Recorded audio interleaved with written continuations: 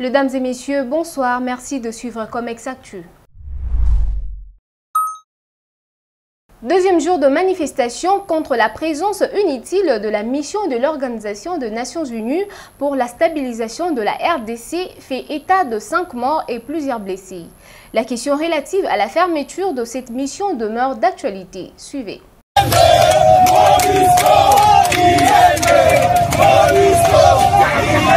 Les villes de Goma, Bukavu, Beni, Butembo, pour ne citer que celles-là, en ont réellement ras-le-bol avec le double jeu de la communauté internationale représentée sur terrain par leur force du maintien de la paix, appelée la Mission des Nations Unies pour la stabilisation de la République démocratique du Congo. Les habitants de ces villes ne jurent que par le départ définitif de la MONUSCO. Pour les manifestants, la mission onusienne du maintien de la paix a échoué dans sa mission régalienne de la protection des civils et de l'appui logistique aux forces armées de la République démocratique du Congo. Pour ce, ils exigent rien d'autre chose que le départ de cette force multinationale du territoire congolais. L'épisode tragique de ces manifestations est le pillage qui a poussé les éléments armés à ouvrir le feu qui a occasionné plus de 5 morts selon des sources sur place. À Kinshasa, bien qu'appuyant les désidératas des Kivusiens relatifs au départ de la MONUSCO, cependant, les voies utilisées n'ont pas été appréciées par certains observateurs. Il y a une charte qu'on a signée. La mission des Nations Unies, c'est pour protéger la population. Et ça fait plus de 25 ans, je dirais, que la MONUSCO fait partie dans notre pays. 23 ans. Il n'y a pas de solution durable, palpable.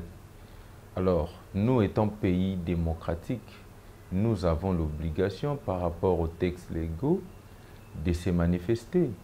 Mais le plus grand problème, c'est la manière de manifester. Vous savez, quand vous allez pour piller, ce qui fait mal, ce n'est pas bien, parce qu'au sein des MONUSCO, il y a plusieurs nations et États qui font membres. Alors, même nous, Congolais, on ne pouvait pas accepter que nos compatriotes qui travaillent à la MONUSCO dans d'autres pays, d'être tués, ce n'est pas bon.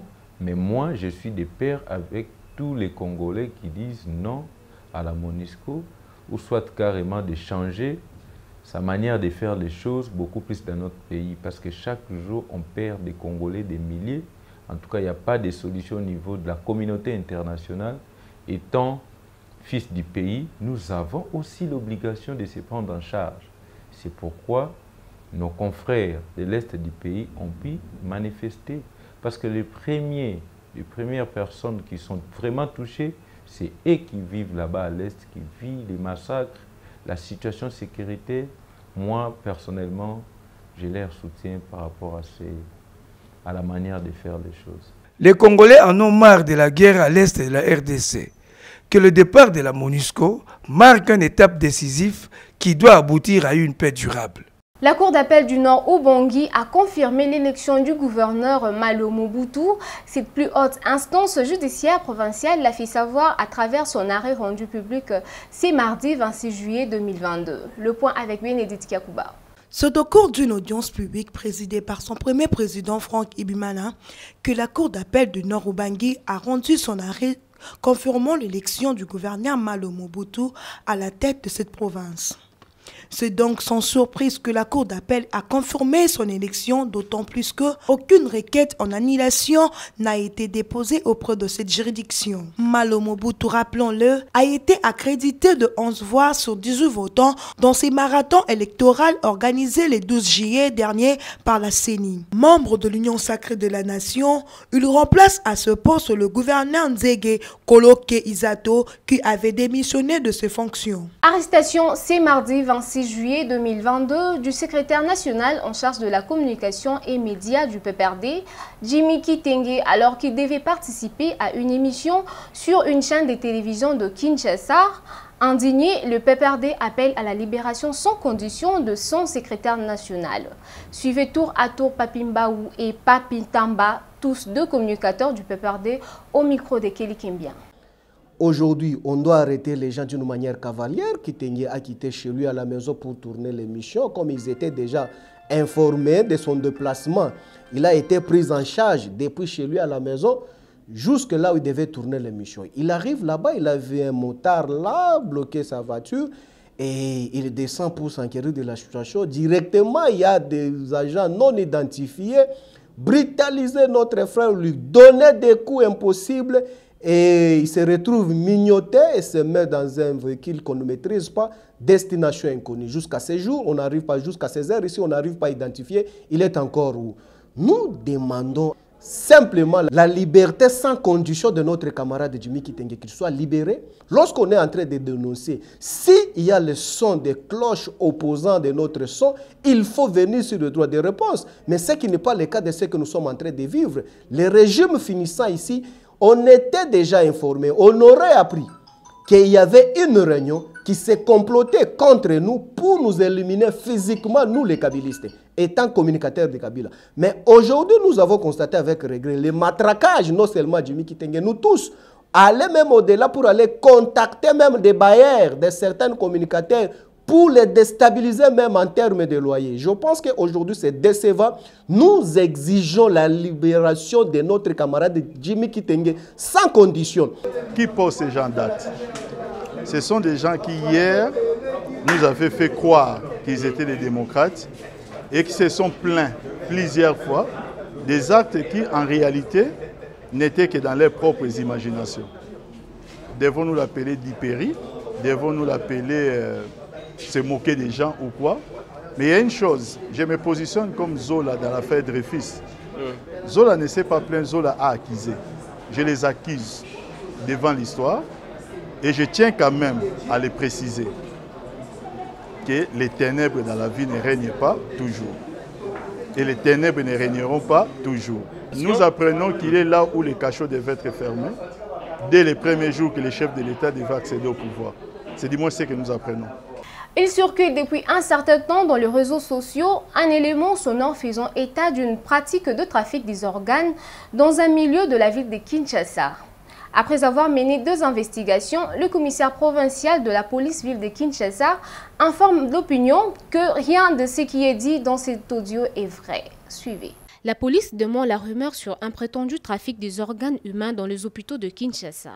En effet, à travers un communiqué, le général Silvano Kasongo d'indiquer que l'élément sonore faisant état du prétendu trafic des organes humains qui circule sur les réseaux sociaux depuis un certain temps vise tout simplement à créer la psychose et la panique au sein de la population. Rien de ce qui est dit dans cet audio n'est vrai, dit-il. Dans tous les hôpitaux de la capitale, aucun cadavre n'a été amené avec quelconque organe amputé par un tueur. En plus, la police n'a enregistré aucune dénonciation portant sur un cas d'amputation d'organes. Le général Silvano Kasongo met en garde tous les individus qui s'évertuent à saper les efforts de forces de sécurité en répandant de fausses informations dans l'opinion. Une enquête est ouverte au niveau de ces services pour démanteler ces réseaux criminels et déférer ces animateurs dans la justice. Les premiers éléments des enquêtes sur les causes probables de l'incendie qui a eu lieu au bâtiment administratif de la Société congolaise de transport et de port, l'ex-ONATRA, fait état des défaillances de dispositifs sécuritaires dans l'immeuble. Isaac Mouenza pour le commentaire. L'incendie qui a eu lieu hier au bâtiment administratif de la Société congolaise des transports et des ports, l'ex-ONATRA, a fait l'objet d'ouverture des enquêtes afin de déterminer les raisons de cet incendie que certains qualifient d'incendie criminel, d'autres d'accident naturel.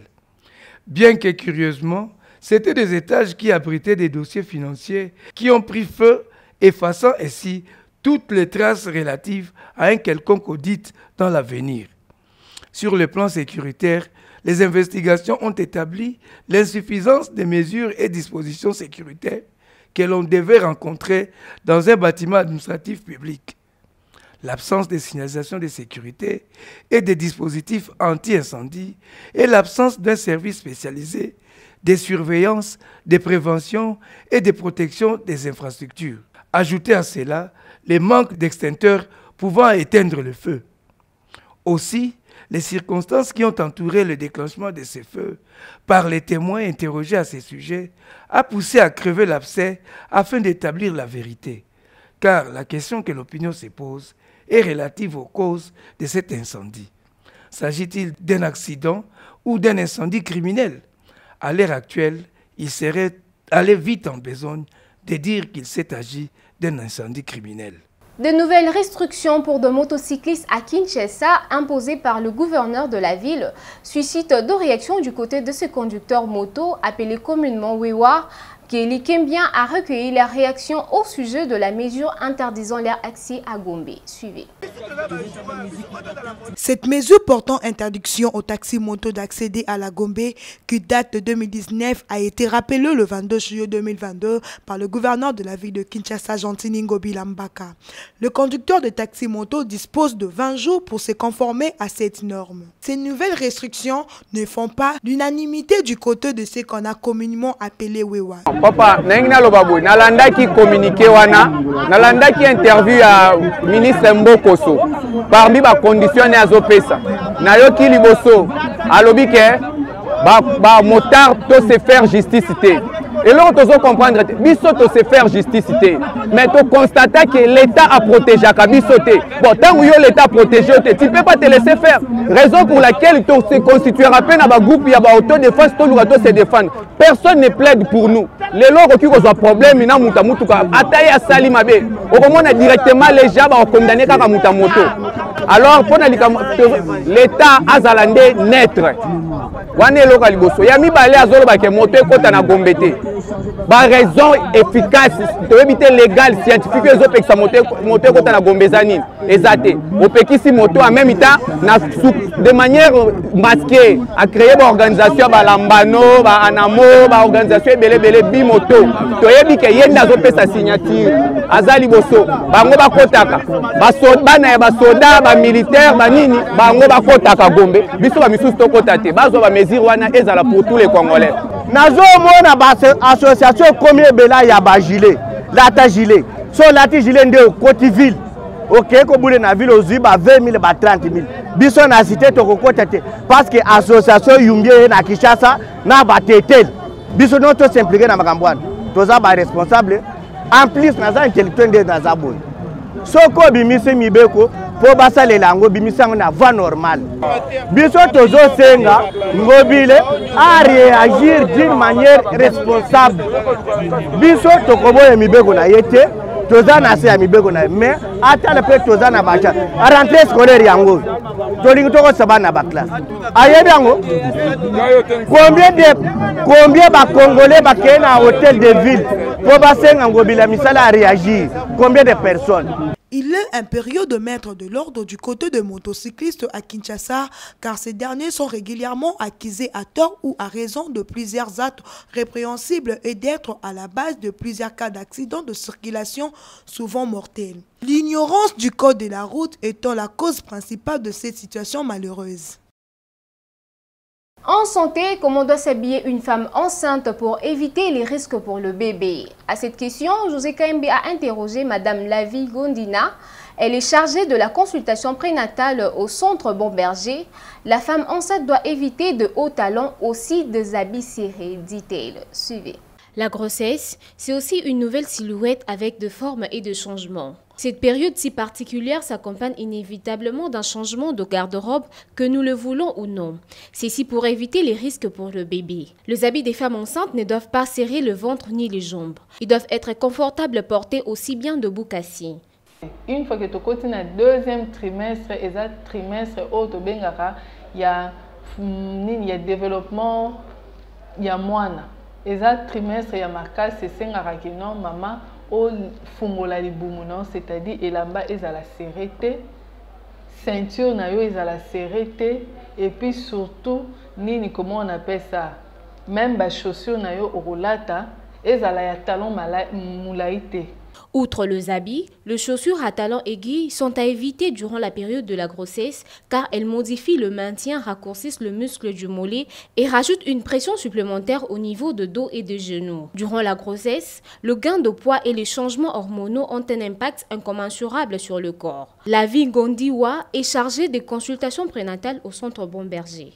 Eza malamu te, ma maman o balata kabilamba ya serré pendant la période na bango ya grossesse eza malamu mingi te pourquoi ntango ozolatela lamba serré eza koempêche croissance ya mwana à partir libumize moyen mwana aya munene eza te en plus ye moko akozala étouffé eza mwa mpasi na bamama ok et arrivaki alati elamba ya ekanga akozala vraiment moyen mopepe parce que zemi nde eza na yango moko ezala na en étouffement yo susu ozwi susu bilamba susu ya serré otie na nzoto donc mpo na yo moko banda kosentir bapema mokuse moyen orespire normalement eza te croissance mpe ezala malamu te ya mwana partie ya libumi. Ensuite, quand viendra le moment de partir à la maternité, la femme enceinte devra préparer sa valise avec le vêtement dont elle aura besoin après l'accouchement. Baisse des prix de produits miniers et agricoles sur le marché international pendant la période du 1er au 30 juillet 2022. C'est l'annonce faite par la Commission nationale de la mercuriale.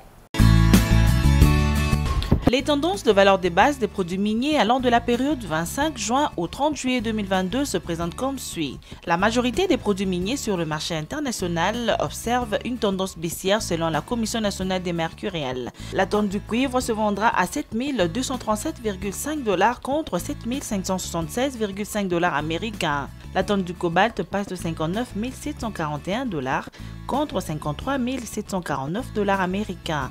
Également une chute pour le zinc qui quitte 3 125,75 $ contre 3 011,25 $ américains la semaine en cours. Encore une tendance baissière du côté de l'État.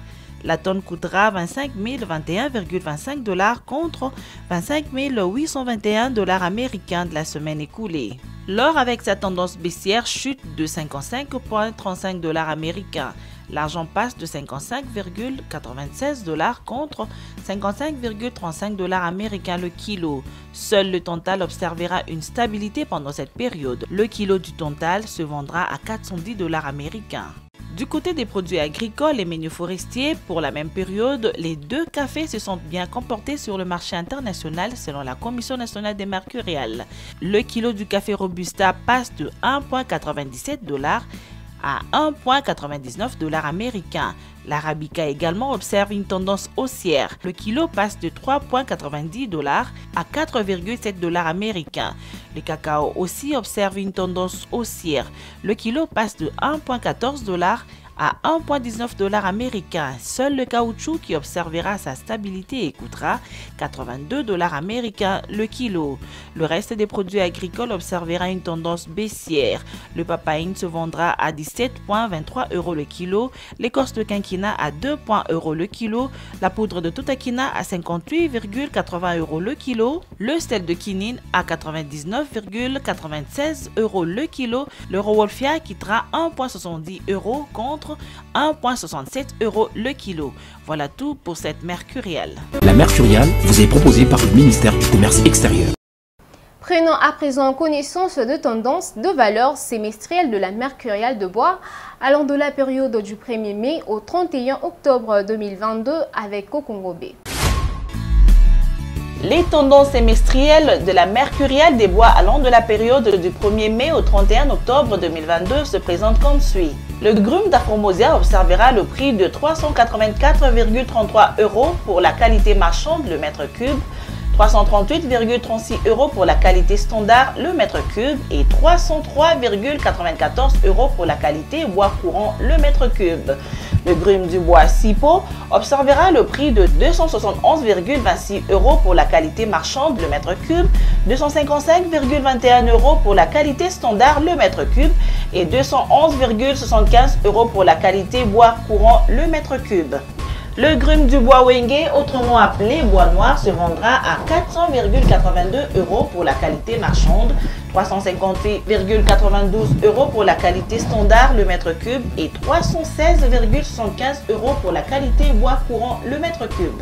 Le grume du bois Tamia coûtera 144,54 € pour la qualité marchande, 130,7 € pour la qualité standard et 108,44 € pour la qualité bois courant le mètre cube. Le grume du bois Iroko observera comme LM le prix de 314,81 € pour la qualité marchande, 283,32 € pour la qualité standard et 247,30 € pour la qualité bois courant le mètre cube. Le grume du bois Kaya observera comme LM et coûtera pendant cette période 233,48 € pour la qualité marchande, 209,83 € comme prix standard et 183,20 € pour la qualité bois courant le mètre cube. Du côté du bois Kosipo, le grume observera comme prix 141,7 LM, 126,98 c'est son prix standard et 105,78 € pour le bois courant. Le bois Padouk observera le prix de 300,28 € pour sa qualité moyenne, 245,87 € pour la qualité standard et 191,62 c'est le prix de la qualité du bois courant le mètre cube. Bouclons avec le bois Tola dont le grume coûtera 142,5 € pour la qualité marchande, 127,83 € pour la qualité standard et 106,52 € pour la qualité bois courant le mètre cube. Voilà tout pour cette mercuriale des bois. La mercuriale vous est proposée par le ministère du Commerce extérieur. L'artiste musicien Koffi Olomide va se produire au mois de février 2023 en la salle Accor Hotel Arena de Paris en France. Une production signée Loriano de Aguillard, DG de l'entreprise Sokoko. En tout cas, tout est fin prêt pour ces grands événements. Kokongobé nous en dit plus. La tenue du concert de l'artiste musicien Koffi Olomide et son quartier latin au mois de février prochain à l'Accor Hotel Arena dans la 12e arrondissement de Paris se précise davantage. Cette production signée le grand mécène Loriano de Aguillard, DG de l'entreprise Sokoko, aura bel et bien lieu. Plus aucun doute. Déjà, le patron de Quartier Latin International séjourne à Paris en France. Question de tout mettre au point avec cette salle mythique qui accueille plus de 20 000 places. C'est donc un grand coup que vient de réussir celui qu'on appelle affectueusement Ya Laurent Sokoko, qui attend en Angola l'artiste Koffi Olomide pour les derniers réglages. La musique étant le produit de l'industrie culturelle, face à ce grand événement, une rencontre entre les ministres de la Culture de la République démocratique du Congo ainsi que celui de l'Angola est également prévue, d'abord à Luanda en Angola, ensuite à Paris en France pour rencontrer le ministre de la Culture française. Également pour s'assurer des dispositifs sécuritaires auprès du ministre français de l'Intérieur et du commandant de la ville de Paris. Ainsi vont-ils s'entretenir avec celui des Affaires étrangères du pays de Emmanuel Macron. Et oui, les amoureux de la bonne musique de Koffi Olomide, résidant en Europe, vont donc savourer les beaux opus au mois de février 2023. Une production signée Loriano de Aguillard, le DG de Sokoko.